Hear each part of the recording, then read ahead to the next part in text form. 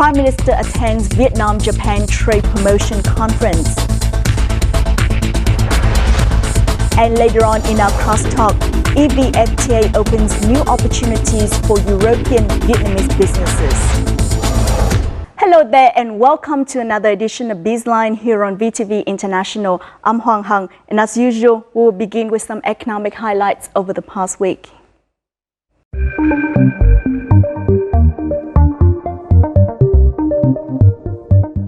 A conference on Vietnam-Japan trade promotion was held on July the 1st in Tokyo, attended by Prime Minister Nguyễn Xuân Phúc. Speaking before over 1,000 enterprises from Vietnam and Japan, Prime Minister Phúc mentioned over 70% of all Japanese enterprises want to expand their investments in Vietnam, according to JETRO statistics. Prime Minister Nguyễn Xuân Phúc and Japanese Minister of State for Regional Revitalization Satsuki Katayama witnessed the exchange of cooperation agreements between VNPT, Petrolimex, Vinalines, Vinsem and Japanese partners on IT solutions for Eonmo Vietnam, maritime logistic and environmentally friendly cement production. 32 projects worth $8.3 billion have already received licenses, of which 2/3 will be implemented in Hanoi. The government should enhance macroeconomic stability to strengthen the national economy in case any problems arise. This was discussed at a meeting of the National Financial and Monetary Policy Advisory Council on July the 2nd, under the chair of Deputy Prime Minister Vương Đình Huệ. The council's members pointed out that growth-driven sectors like agriculture, industry and services had slower growth rate than in 2018. Exports went down and public-private partnerships and private invested projects had to cope with several obstacles. They suggested the government to continue to closely follow trade and investment developments around the world to stabilize the macroeconomy while reinforcing the internal elements so they can deal with external impacts. This will help facilitate trade and control trade fraud. The U.S. Commerce Department said on July the 2nd it would impose duties of up to 456% on certain steel produced in South Korea and Taiwan, China, that are then shipped to Vietnam for minor processing and finally exported to the United States.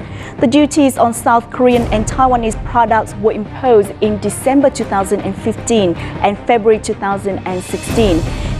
Since those dates through to April 2019, shipments of corrosion-resistant steel products and cold-rolled steel from Vietnam to the United States have increased by 332% and 916% respectively compared with similar periods immediately before, the statement said. CPI growth after a 3-year low during the first half of 2019 has greatly helped stabilize the macroeconomy and has promoted economic growth. It leaves a lot of room for inflation control for the remainder of the year. This is according to Deputy Prime Minister Vương Đình Huệ at a meeting of the Steering Committee for Price Management in Hanoi on July the 3rd. The Consumer Price Index, or CPI, in June fell by 0.09% from the previous month. During the first 6 months, it grew by 2.64% compared to the same period last year, far below the ceiling rate of 4%, which had been set by the National Assembly. Deputy Prime Minister Vương Đình Huệ asked ministries, sectors and localities to provide information about price management to relevant agencies, the media and the public in a timely fashion. Vietnam's Index of Industrial Production, or IIP, recorded a year-on-year rise of 9.13% in the first 6 months of this year, according to the General Statistics Office's latest report. The processing and manufacturing sector, which accounts for nearly 80% of the domestic industrial production, reported the strong IIP increase of 11.2%. Meanwhile, the IIP growth of electricity production and distribution stood at 10.6%, and that of water supply and waste sewage treatment sector and mining sector reached 7.8% and 1.8% respectively. From January to June, a number of localities posted significant growth in IIP, including Hải Phòng City with 25% and 3 other provinces of Quảng Ninh, Vĩnh Phúc and Hải Dương with 14%, 13% and 10% respectively. Those are some highlights in our economic scene in the country. Up next in our crosstalk, we will take a look at the significance of the newly signed EU-Vietnam Free Trade Agreement or EVFTA for both the Vietnamese and EU businesses.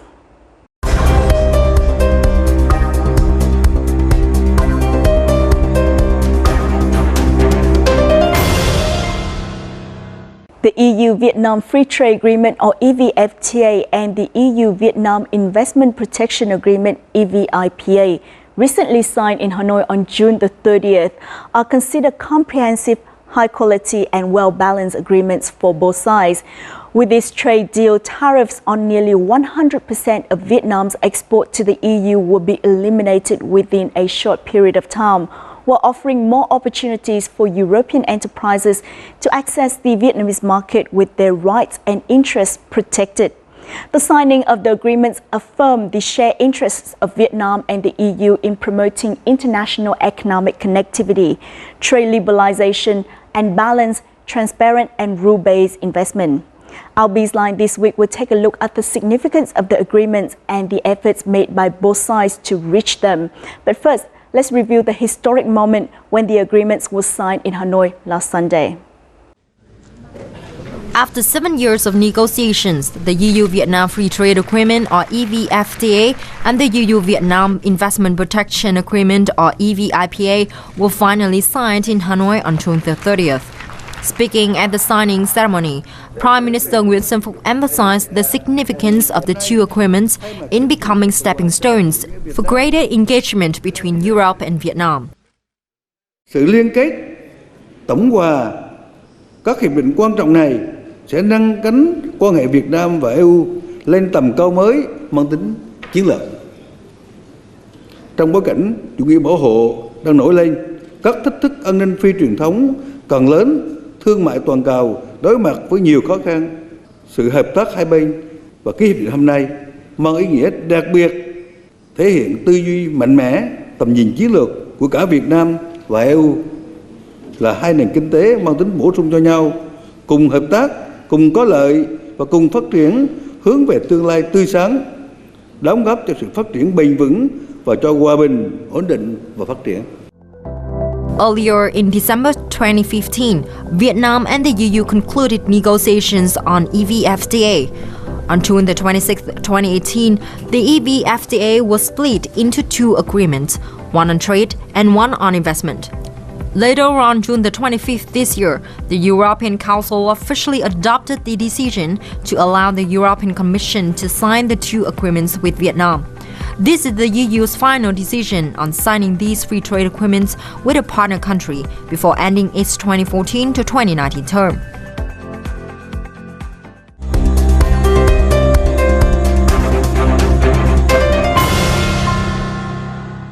I had a chance to sit down with Eurochamp co-chairman Nicolas Audier to discuss the significance of this trade deal for both the Vietnamese and EU business communities. Let's take a look.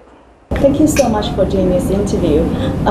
The EU-Vietnam Free Trade Agreement or EVFTA was finally signed after a long process of negotiation in which the Investment Protection Agreement or IPA was separated from the initial Free Trade Agreement. So what do you have to say about the journey to finalize these agreements? Eurochamp has been working on this EVFTA for basically more than 10 years. Even we started with the day one of the negotiation for the EVFTA. Long journey, long process, many issues we had to be faced, including the splitting of the free trade agreement in two agreements, so the FTA per se and then the IPA, the other agreement. This FTA is a very comprehensive agreement, so it covers not only trade and investment, but cover many areas of the society in Vietnam. So this is why it's a difficult agreement. This It's not only selling EU product to Vietnam or Vietnamese product to Europe, or to invest more in Vietnam or invest more in the EU. We have to ensure that the basic right of the party will be protected. You may remember that one of the issues was actually the ILO Convention, International Labour Organization issue, and the EU wanted to ensure that the right of the worker will be protected. So that has any delay in the process of signing the FTA. Why is it necessary to separate the IPA from the EVFTA? Very good question. It started actually when the negotiations started. You have only one agreement. But you may see the precedent of other FTA that EU have signed in the past, and because we have the IPA, and because we have the IPA, we have to go through the parliament, to the national parliament. And in one example, the national parliament of one of the EU country had just veto. And they have vetoed the IPA, which has also vetoed the FTA. And we didn't want it to happen for the Vietnam. The good thing of that, when the FTA is signed, we just need the approval of the parliament in Europe and of course the parliament in Vietnam. That's it. Will be applicable. Whether or not the national parliament of each of the EU country agree or not agree, it will be applicable. It is said that Vietnam has shown great efforts in negotiating these agreements. So what is your take on Vietnam's effort and its level of commitment in this process? I've been working and living in Vietnam since 1993, and I was lucky enough to also with Eurocham and also the French Chamber of Commerce to work on the WTO a while ago. You may remember that when Vietnam joined WTO, it was already a great event for Vietnam. So then I saw the team which was established for the EU-Vietnam FTA, and many of the negotiators for the WTO were also there for the EVFTA. So the Vietnamese team is of course outstanding. Eurocham has been working with the Vietnamese delegation, and we have seen that the competence of the Vietnamese team is highly good. And this is why we had a good agreement. No discrimination between Vietnamese or EU investors. Free movement of capital and profits in and out of territories. Vietnam and the EU are committed to two provisions under the EU-Vietnam Investment Protection Agreement or EVFTA. The agreement is considered a shield to complete the investment ecosystem of the EU and Vietnam and ensure fairness among investors. A survey of EU investors at the recent Vietnam Business Forum showed that they feel more secure as the EVFTA was signed. We've just this year already made a significant investment that is more than double what we had invested already. So we've just built a sector. I mean, we expect to be here for 50 years and beyond. It is supposed to create what we consider an improvement of a necessary ecosystem to make the country, the economy, and all of us grow all together. Vietnam is our house in Asia. Recently, there's been a lot of interest from European SMEs. Open environment in Vietnam coming from the FTA. They have the courage now to knock at the door to see if there is room for them. The EVFTA also solves the problem of losing investments through nationalization, which is the transfer of control and ownership of major private assets to the state. Không trưng thu và quốc hiệu hóa trái pháp luật, hoặc là đảm bảo đền bù thỏa đáng trong trường hợp chúng ta là trưng thu quốc hiệu hóa cái tài sản và của nhà đầu tư EU. Cái thứ hai là đối với cái cam kết về giải quyết tranh chấp đầu tư thì đặc biệt nó có một cơ chế là mới khác so với những cái hiệp định song phương cũ. According to the EVFTA, investors are allowed to speak up in front of the host country's government when disputes arise. If the dispute cannot be resolved through negotiation and mediation, a council with members of both the EU and Vietnam will be established. Their rulings are legally binding and countries' courts have no say in their decision.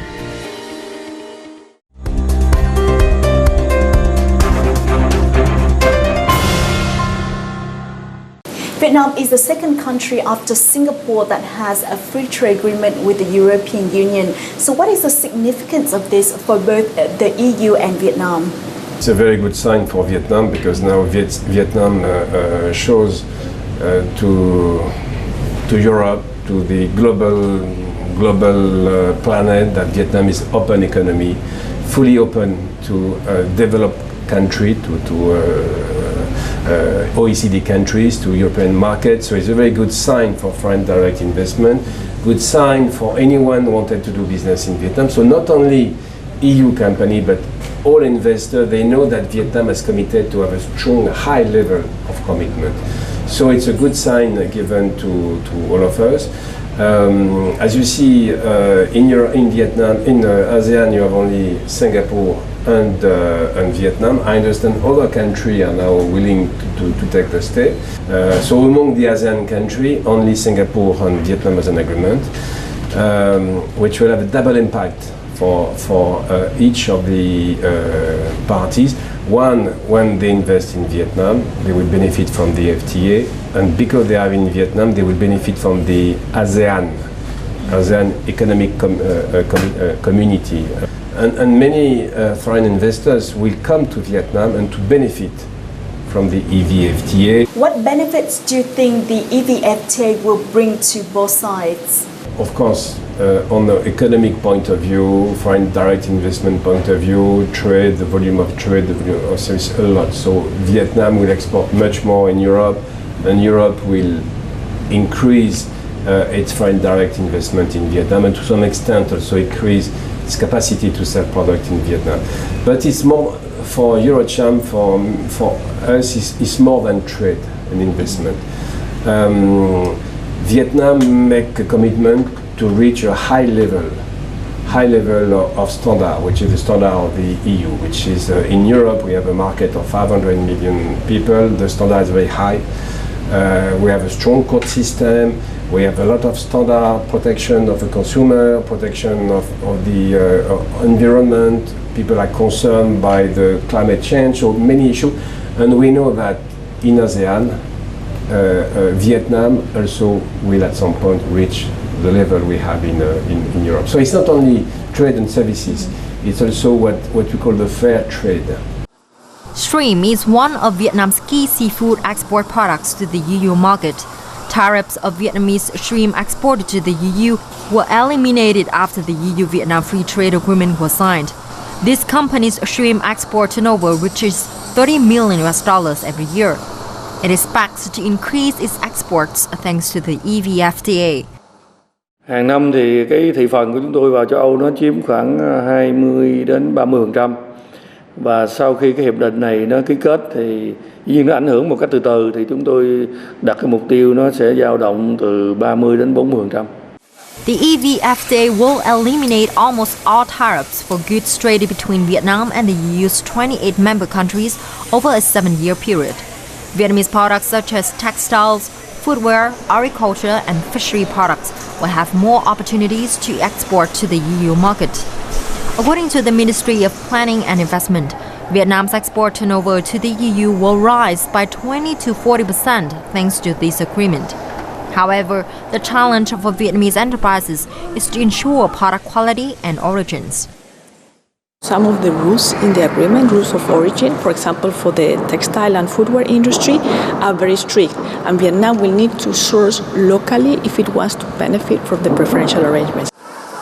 The Ministry of Planning and Investment estimates that the agreement will have increased Vietnam's GDP by around 2 to 3.2% from now until 2023 and by over 7% by 2033.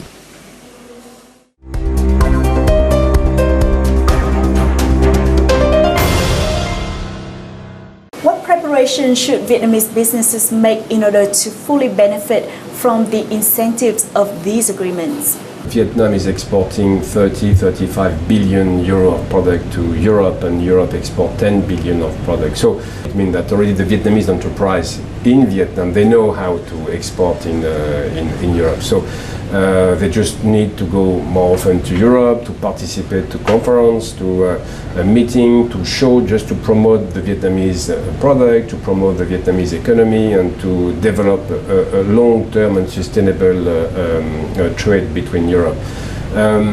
Now the only main issue will be for the SMEs, for the small and medium Vietnamese enterprise, because obviously it's more difficult for them to travel and to come to Europe and develop their business, so they will have to do through the VCCI.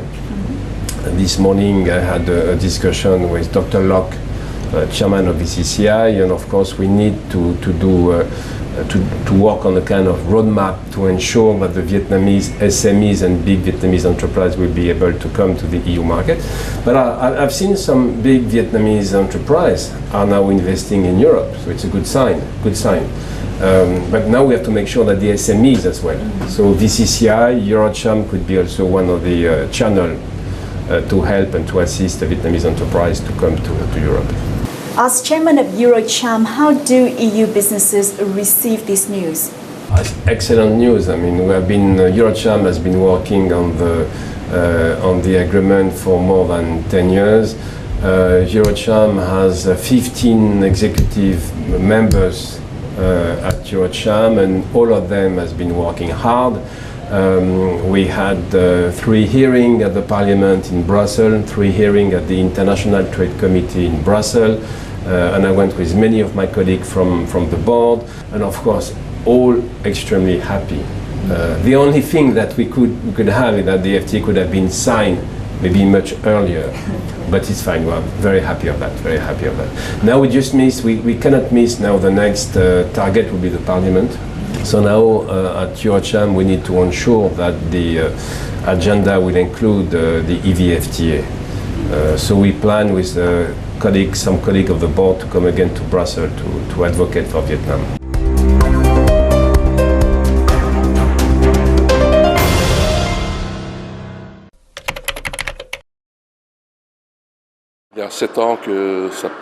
Now that the EVFTA has been signed, Vietnam will officially consider the European Union as a unified country that Vietnam has a partnership with, rather than with individual countries.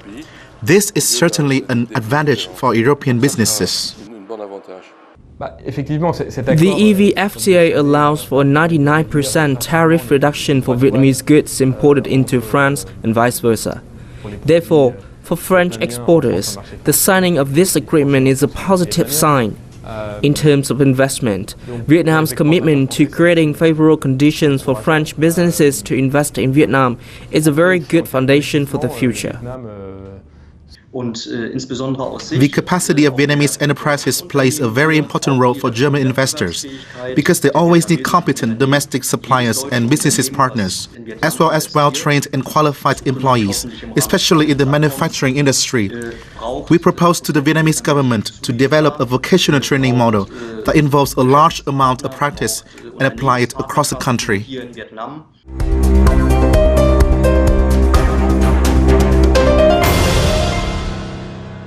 There are currently more than 3,000 European investment projects in Vietnam. So what benefits will these projects receive, and how will they contribute to Vietnam, their investment destination, after the EVFTA take effect? All of our members at Eurocham, they always invest in Vietnam with their own value. We have in Europe, so already they are contributing a lot, again, not only in trade and of goods and trade of services, but also what we call the fair trade, promoting, helping employees. They have a very good social policy for the workers. So already they are contributing a lot for Vietnam, for the development of the Vietnamese employees, of helping the Vietnamese to develop an industry in Vietnam. So the FTA will simply be, will help to continue. When the FTA will be implemented, hopefully if we can reach the session of the Parliament in Europe, July, September, and the same for Vietnam. So we anticipate it will be implemented by January 1st, 2020, and we'll have an immediate benefit for EU enterprise coming to Vietnam, so including the pharma industry. In Europe, we have a fantastic, innovative research on the pharma industry, and of course, this is what we would like to promote in Vietnam. Same for the auto industry. So it will have a direct impact as soon as it is implemented. Although some products will benefit from the custom-free some years after the launching of the implementation date, but within 7 years from the implementation date, 100% of the product shall be custom-free. How will the EVFTA impact the quality and quantity of European capital inflows coming into Vietnam in the coming time? At EuroCham, we anticipate, based on the questionnaire we sent to our members, based on our discussion we had in Brussels. In Brussels, we met a lot of investors willing to invest in Vietnam. So I think it will have a direct impact on the flow of foreign direct investment in Vietnam.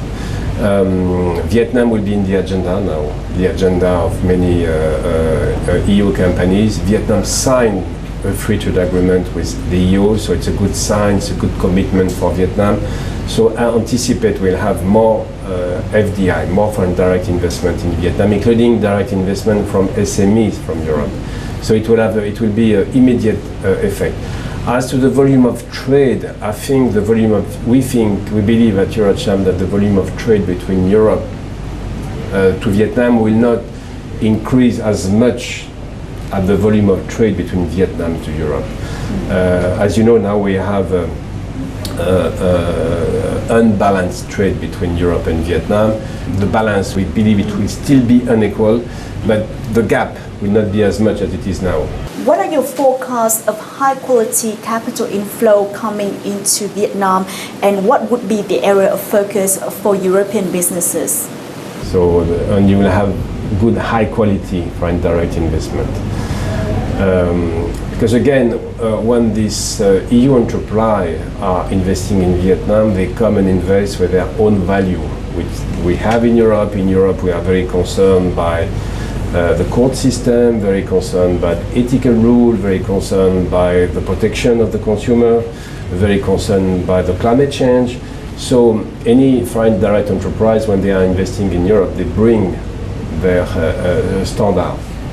For example, one of the impact of the Paris climate change was protection of the environment.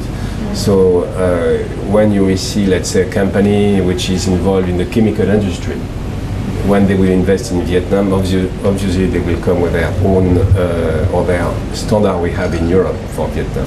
What is your message to the Vietnamese business community after the EVFTA is signed? So a message I would like to convey to the Vietnamese enterprise, to the SMEs, to the big enterprise, that the door in Europe is open. So come, invest, trade, do business, and also open your country to investment from Europe and trader from Europe. So it's fantastic opportunities. Thank you so much. Thank you, Madam Hein. As a new free trade agreement FTA with the deepest integration levels ever, the EU-Vietnam Free Trade Agreement or EVFTA provides new driving forces for the Vietnam-EU partnership. However, unlocking the full benefits and opportunities from this deal is not easy. Participating countries can reduce tax rates but raise non-tariff barriers and take more stringent controls, requiring enterprises to meet higher standards on quality, food safety, environmental protection, energy saving, and others. Therefore, experts believe enterprises should actively learn the key information about EVFTA and Vietnam's commitments, particularly on tariff incentives, product quality, origin of goods, and strive to better themselves while developing new strategies and solutions to building brands and creating high-value products capable of competing with imported goods. And that's it for this edition of BizLine. In the meantime, you can log on to our official website at vtv4.vtv.vn or download our app VTV Go for more news and entertainment. Thanks for tuning in and goodbye from Hanoi.